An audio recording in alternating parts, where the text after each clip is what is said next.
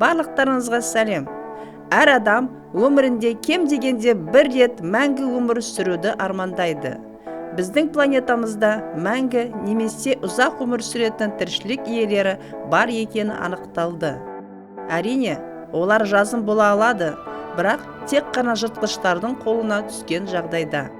Осы видеода біз сіздерге биологиялық мәңгілікке жеткен 5 тіршілік иесі туралы айтып береміз.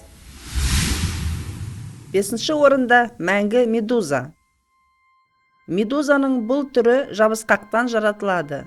Бірақ ағза қартайған немесе ауырған жағдайда ол қайтадан алғашқы жабысқақ түріне айналады. Содан кейін ол жаңадан туылып, өз өмірін тағы бастайды. Елестетіп көріңізші, егер бізде осындай қасиет болса, онда адамдар ешқашан ауырмайтын және қартаймайтын болатын еді. 4-ші орында гидра. Гидраның мәңгі медузадан айырмашылығы, ол мүлдем қартаймайды. Гидра мәңгі жас болып қала береді. Ол тек қана індеттен және жыртқыштардан өлуі мүмкін. Жағдай жасалған лабораторияларда гидра мәңгі өмір сүре алады.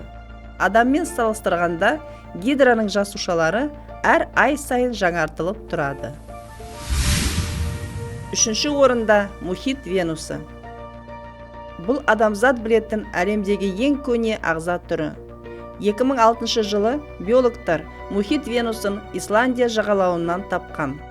Ғалымдар оның қабығының қабаттарын санап 507 жасқа келгенін анықтаған.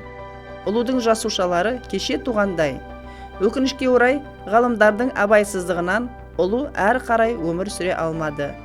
Егер адамдар ұлуды жағажайда таппаса, кім біледі, ол әлі қанша өмір сүретінін.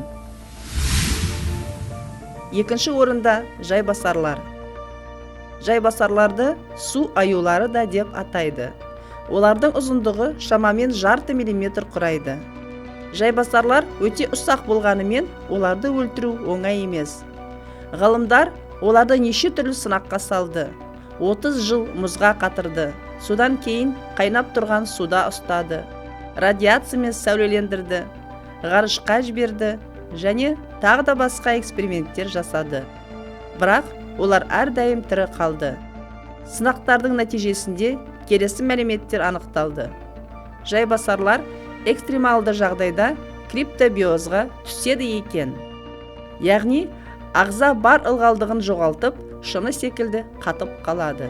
Әрине, мұндай жайбасарларға ешқандай қауіп төнбейді. 1-ші орында алеут теңіз алабұғасы. Бұл балықтар жарты шақырым тереңдікте өмір сүреді. Денесінің ұзындығы 97 сантиметр, ал салмағы 6-7 килограммға дейін барады. Теңіз алабұғаның тіркелген ең үлкен жасы 205 жыл. Бұл балықтар өмір бойы өседі екен, және сол себеп олардың жойылуына әкеледі. Салмақтары өскен сайын олардың жылдамдығы да төмендейді. Соған байланысты теңіз алабұғасы қоректенетін балықтарды қуып жете алмайды және жыртқыш балықтардан қашып құтыла алмайды. Мүмкін, осы жануарлар мен балықтардың арқасында ғалымдар көп ұзамай мәңгі өмір сүрудің құпиясын ашар. Ал сіз, достар, мәңгі өмір сүруді қалайсыздар ма? Пікірлеріңізбен бөлісіңіздер. Арнадағы басқа бейнелер туралы ұмытпаңыздар. Кездескенше.